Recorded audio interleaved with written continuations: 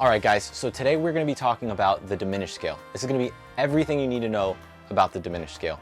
We're going to cover some basics real quick, and then we're going to talk about three main approaches, really the only three approaches you need, and I'm going to lay it out for you on this whiteboard. I'm going to place a little bit, some examples for you. I'm going to have a free PDF for you guys below with the musical examples, so there's a lot to check out, and I'm going to get right into it. So, starting off, we're going to talk about, in the context of this lesson, we're going to talk about C sharp diminished, or also thinking about it as C7 flat 9.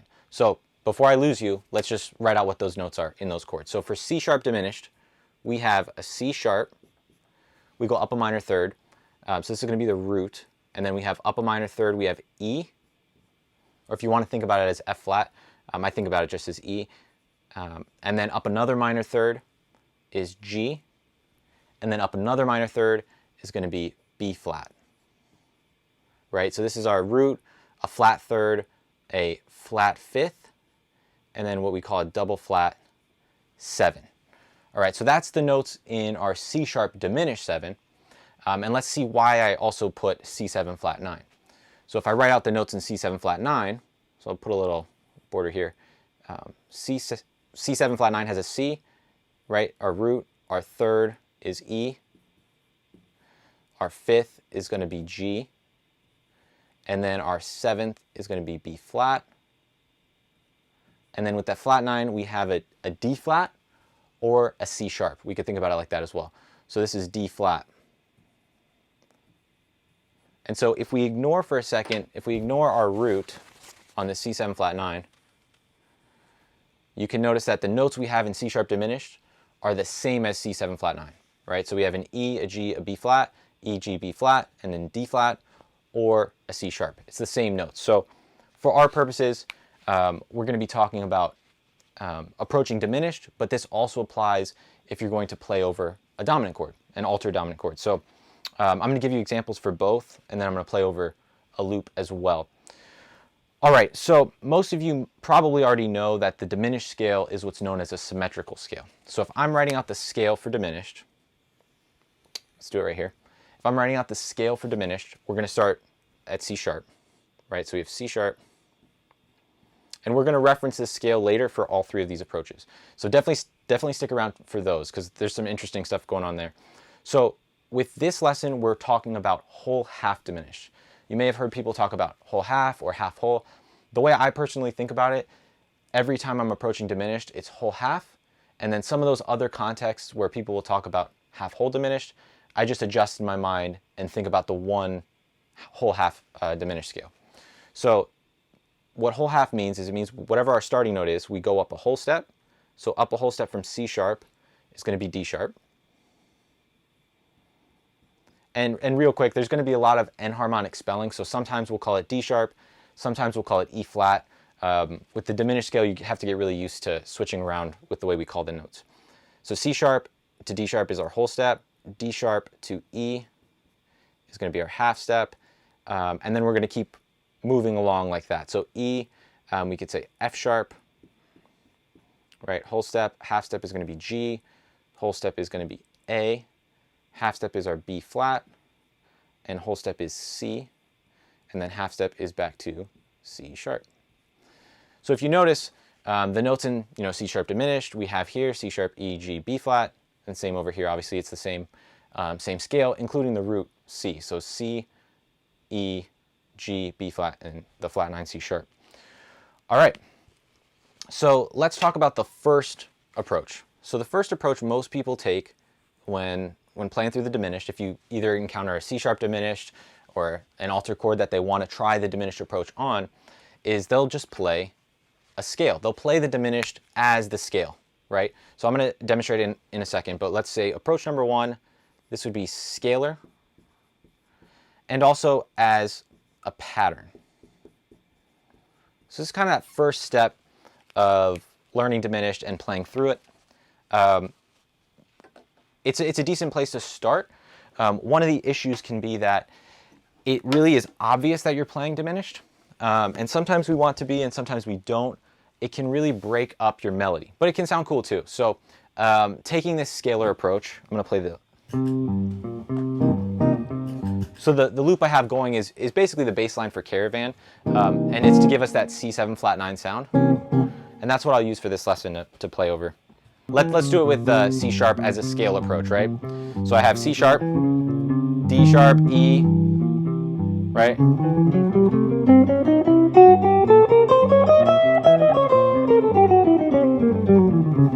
And so that's the way you'll hear most people playing through diminished. If they want to play diminished at the first stage, they'll run the scale. They'll go. Maybe if they get to that next step of it, then they'll start running patterns. So one pattern might be.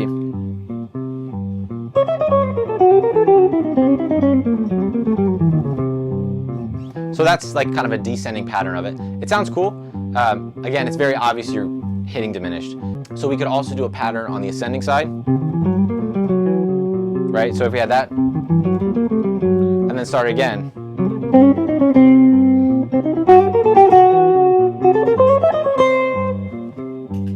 That's a great place to start for playing through your diminished scale. So let's talk about, I'm going to keep the guitar here, let's talk about the second approach. So the second approach is going to be what I call the 4 hitting chords in diminished. So actually, before kind of revealing what those are, let's just take a look, and I'll do it with red. So if we're in this, this center of C sharp diminished or C7 flat 9, the way I like to think about it is more as a dominant chord. So if I see a diminished chord like C sharp diminished 7, I'm going to translate that in my mind down a half step to C7 flat 9, because that's easier to think about. And then from there, I can apply these different approaches. I can know these different patterns and scales that go over C7 flat 9, or this next approach, which is with these 4 hitting chords. So looking at the scale here, we actually have 4 major triads hidden within this scale. So the reason I like to think about it as C7 as well is it's the easiest way to think about what the major triads are. So on C, your first triad is C major triad. So C, E, and G. So if we're doing this approach number 2, let's say that this is the major approach.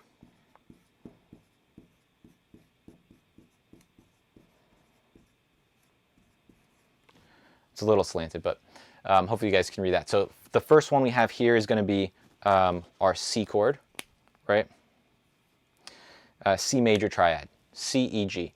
And then because diminished is a symmetrical scale that has this organization of minor thirds, our next major triad is a minor third above. So C, E, G. Then we also have E flat major triad. So E flat or D sharp. Then the third for that is the same note we had for the C triad, G, and then B flat. So for this, we have a C triad, up a minor third is an E flat triad, up a minor third is a G flat triad, and then up another minor third is going to be an A major triad. So that's using all of these notes, right? We have our C is C, E, G. We have our E flat is our D sharp, G, B flat, or E flat, G, B flat. Our G flat triad is here, what I had called F sharp. The third for that is going to be the B flat, and then the third for that is going to be this C sharp. And then we've used all the notes except for this A. So the A major triad is A, C sharp, and E. All right, so let's see what this approach could sound like. The main difference here is that you can be a lot more melodic and play off the notes in the triad instead of just running a pattern or a scale. So I'll play through it with some of this. I have 2 major licks for you on this. Right, so C, we have E flat, we have G flat, let's start, and then we have A.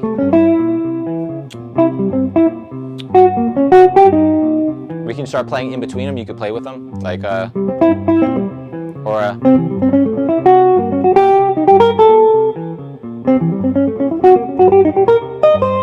anything like that. It's less of a pattern and more of an exploratory through these scales, like.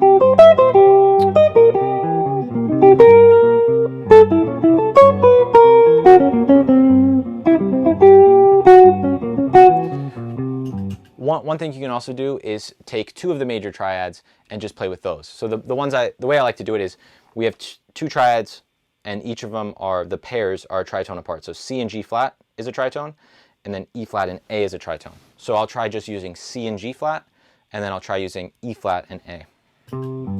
So C, and then G flat.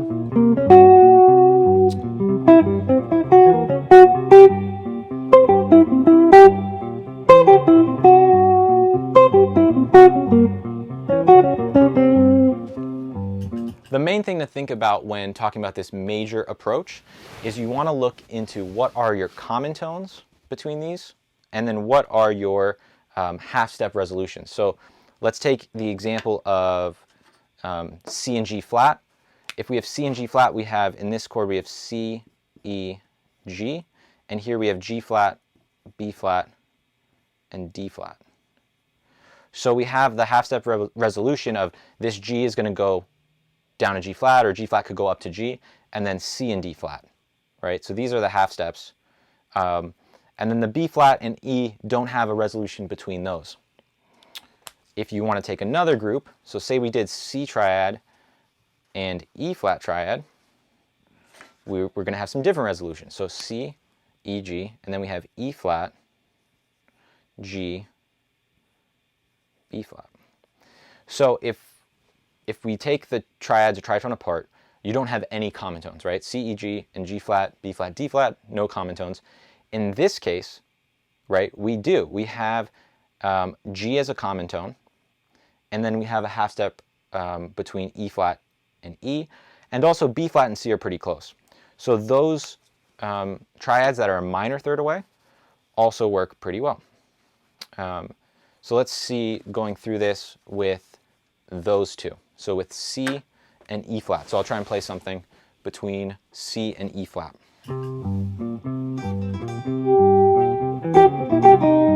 So you have C. And I'm going to use that common tone of G to bridge between them, like C. And then I'm pretending like I'm in E flat. Right?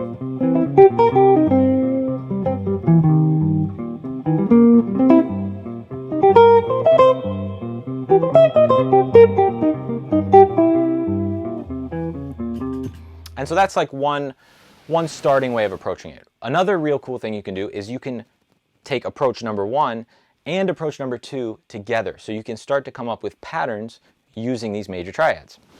So again, if we're in this C7 flat 9 sound, I'm going to take the triads now of A and E flat. And I'm going to do this pattern. I'm going to take triad A and triad B, E flat. And then I'm going to do it again. A, E flat, and A again. So you have this. And that sounds a little obvious. I'm going to make it a little bit smoother by doing a chromatic approach. So before that first note, I'm going to do a G sharp into A. Right now I have a 4-note grouping. And I do the same thing for E flat. Again. Right? The thing that's cool about this too is by using that pattern, you end up getting this little enclosure around E flat, around A. Let's hear it with the loop.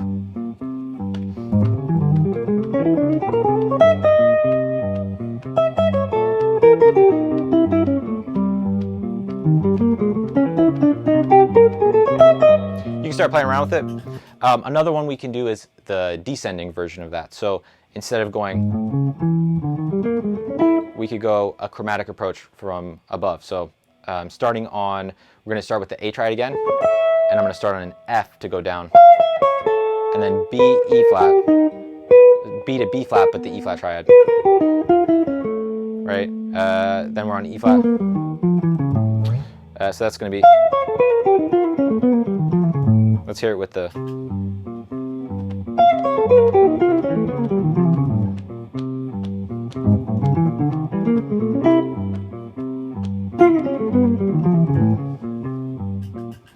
and again, you could do that also with the C and the G flat triads.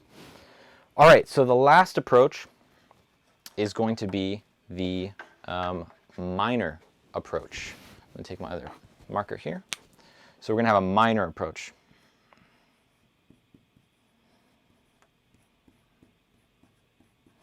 And so what this is, this conception of it, is instead of thinking about it as a diminished scale or as 4 different major triads, we're going to think about it as 2 different minor scales, the first 4 notes of 2 different minor scales. So what are those minor scales? Well, if we look back to our original scale here and start on E, E, F sharp, G, and A is an E minor. It's the first 4 notes of an E minor scale. And I'm saying E minor scale generally because it'd be the same as if it's a Dorian or an Aeolian. It's this same kind of sound. So just a regular E minor. And then if we look at the next grouping, B flat, C, C sharp, and I'm going to write this note again here as, I'll write it as an E flat, and I'll write this one as a D flat. Then this one, B flat, C, D flat, E flat, is our B flat minor scale. So this can be really cool because you can play a lot of the same melodies you might in minor and just use that. So the one tip I'd have for you on this is using the minor scale, the minor tetrad, we might call it. Tetrad meaning groups of 4 notes from E minor. And the reason for that is we don't have the resolution. Say this is C7 flat 9. On the B flat minor version, you have that root C, so it can be very easy to just keep landing on C and resolving. But on the E minor side, you have the 3rd, you have a sharp 11, you have the 5th, and you have the 13th. So it really gives you a nice diminished sound. The 13th, the natural 13th, is kind of unique to a diminished sound versus like an altered sound, because in the altered sound you'd have a flat 13. So the natural 13 and also throwing in the flat 9 is sort of the sound of diminished. So let's just try playing through this using really just a focus on E minor. So, right, so we have those 4 notes. You can even do what would sound like the major 7th on minor, like that E flat or D sharp. And I'm not hitting the other notes because then it would sound like the scalar approach, right? So let's say we had.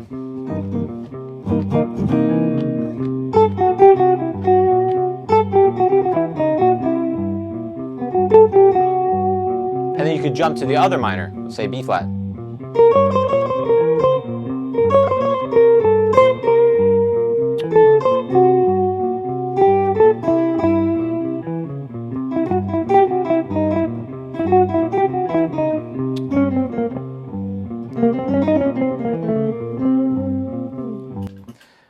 The other thing with that approach is it's a little bit easier, at least for me, to think about what notes I'm needing to play for C sharp diminished. C sharp diminished is much harder to think about than E minor and B flat minor.